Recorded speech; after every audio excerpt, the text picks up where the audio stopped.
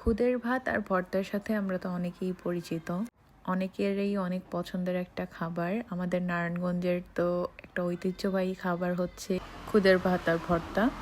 কার কার পছন্দ অবশ্যই কমেন্ট করে জানাবেন। লন্ডনে থাকলেও দেশি খাবার তো আর ভোলা যায় না। দেশি খাবার প্রায়ই আমাদের খাওয়া হয় কম বেশি।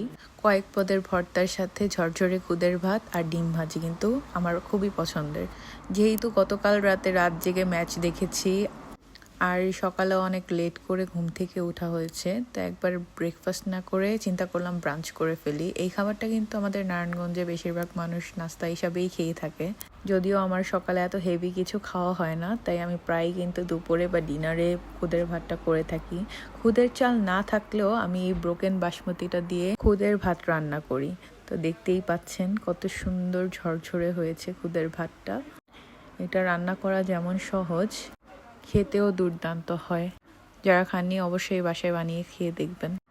তো রান্না শেষ হওয়ার পরপরই আমি একদম গরম গরম খুদের ভাত প্লেটে নিয়ে নিচ্ছি।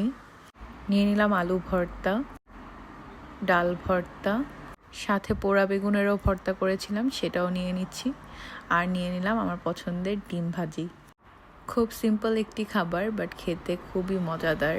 এই ছিল আমার আজকের দুপুরের খাবার, ঝাল ঝাল ভর্তা দিয়ে গরম গরম খুদের ভাত।